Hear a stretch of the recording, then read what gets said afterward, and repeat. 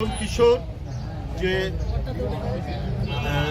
কি বলে ইলেকট্রিশিয়ানের কাজ করে, তার নাম রাকিবুল ইসলাম। তার বাসায় আমরা এসেছি। আমরা বিএনপি পরিবার, আমাদের সাথে বিএনপি পরিবারের আহ্বায়ক বিশিষ্ট সাংবাদিক আতিকুল ইসলাম রুমন, সদস্য সচিব কৃষিবিদ মিথুন, এবং এটার যে উপদেষ্টা পরিষদের যারা উপদেষ্টারা আছেন, ইঞ্জিনিয়ার আশরাফ উদ্দিন বকুল, ইঞ্জিনিয়ার সেলিম, বিশিষ্ট ব্যবসায়ী আবুল কাশেম আচ্ছা সহ আমরা বিএনপি পরিবারের নেতৃবৃন্দ আমরা এখানে উপস্থিত হয়েছি রাকিবুল ইসলামকে দেখার জন্য। তার পরিবারের পক্ষ থেকে আমাদের কেন্দ্রীয় কার্যালয়ে তার একজন আত্মীয় গিয়েছিলেন এবং বলেছিলেন একবার গিয়ে দেখে আসতে।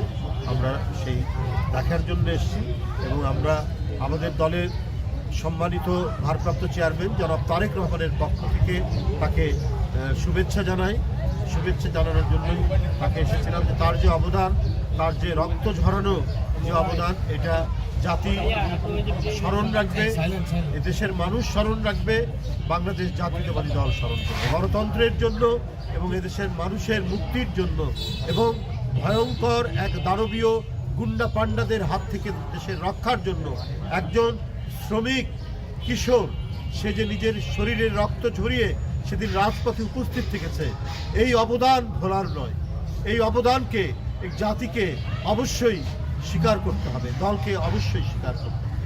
আজকে তারপরেও আমরা বলবো যে আমরা চাই একটি সুষ্ঠু বিচার। এই সমস্ত ঘটনা, আইনের শাসন প্রতিষ্ঠিত করতে এত বিলম্ব কেন? আপনি ঢালাও গ্রেপ্তার, ঢালাও মামলা শেখ হাসিনার মতো করলে এটাতে মানুষের মন ভিজবে না। প্রকৃত যারা দায়ী, কারা রকিবুল ইসলামকে আঘাত করেছে, সেই দুর্বৃত্ত কেন এখনো গ্রেপ্তার হয় না? তার সাজা কেন এখনো হয়? কারা মুগ্ধকে, কারা আবু সাইদকে, কারা ওয়াসিমকে হত্যা করেছে, তাদেরকে তো সবাই জানে, প্রকাশ্য দিবালোকে। তাদেরকে আইডেন্টিফাই করে, তাদেরকে চিহ্নিত করে এখনো বিচারের আওতায় নিয়ে আসতে অন্তর্বর্তীকালীন সরকার ব্যর্থ হয়েছে। কেন পারছেন না? কারণ তাদের কাজের চাইতে অকাজ বেশি করছে। জনগণের যে চাহিদাগুলো সেগুলো না মিটিয়ে তারা মেটানোর চেষ্টা করছেন একেবারে খামখেয়ালিপূর্ণভাবে অযৌক্তিক কাজগুলো করছে। সামনে বাজেট হবে, আমরা শুনছি শিক্ষা এবং স্বাস্থ্য খাতে বাজেটের বরাদ্দ কম হবে। কেন?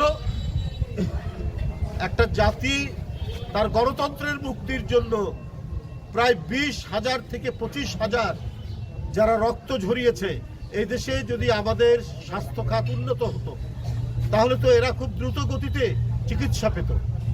তারপরেও এবারের বাজেটে কেন স্বাস্থ্য খাতে, শিক্ষা খাতে কম হবে?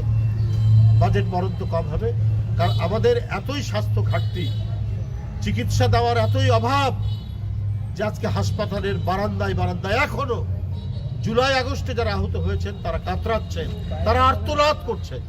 এই আর্তনাদ অন্তর্বর্তীকালীন সরকারের কানে যাচ্ছে না। এখনো পঙ্গু হাসপাতাল থেকে আহত ছাত্ররা এবং অন্যান্য যারা শ্রমিকরা রয়েছেন তারা হাসপাতাল থেকে বেরিয়ে এসে তাদের চিকিৎসার জন্য রাস্তা অবরোধ করছে। আপনাদের যারা এই আন্দোলন সংগ্রাম এবং গণতন্ত্রের লড়াই যাদের বিন্দুমাত্র ভূমিকা নেই, বরং কখনো কখনো ক্রিটিসাইজ করেছেন গণতন্ত্রের পক্ষের মানুষকে, তাদের অনেককেই তো উপদেষ্টা করা হয়েছে। আমরা জানি তাদের অনেককেই উপদেষ্টা করা হয়েছে। টক শোতেও তারা নানা কথা বলে, সবার কথা বলছি না, কয়েকজন আছে। তারা এই রাকিবুল ইসলাম এবং মুগ্ধ, আবু সাইদ, আহনাফ, ওয়াসিমের রক্তের উপর যারা সরকারটি হলেন, তারা কি শুধুমাত্র গাড়িতে পতাকা ওড়ানোর জন্য হয়েছেন না কিছু কার্যকর কাজ করার জন্য? আজও বিশ্ববিদ্যালয়ের শিক্ষকরা তাদের আবাসনের জন্য যখন প্রধান উপদেষ্টার বাসায় যান তখন তাদেরকে ভালো মতো ব্যবহার করা হয়, বরং পুলিশ নিয়ে দেওয়া হয়। তাদের বিরুদ্ধে টিয়ার গ্যাস মারা হয়, সাউন্ড গ্রেনেড মারা হয়। কেন? শেখ হাসিনা 15 বছর এই সাউন্ড গ্রেনেড মেরেছেন।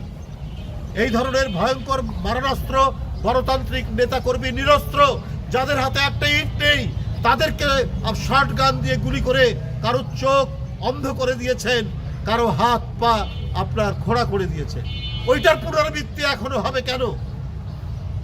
কিছু মানুষ সুখে শান্তিতে ক্ষমতার কাছাকাছি থাকবেন।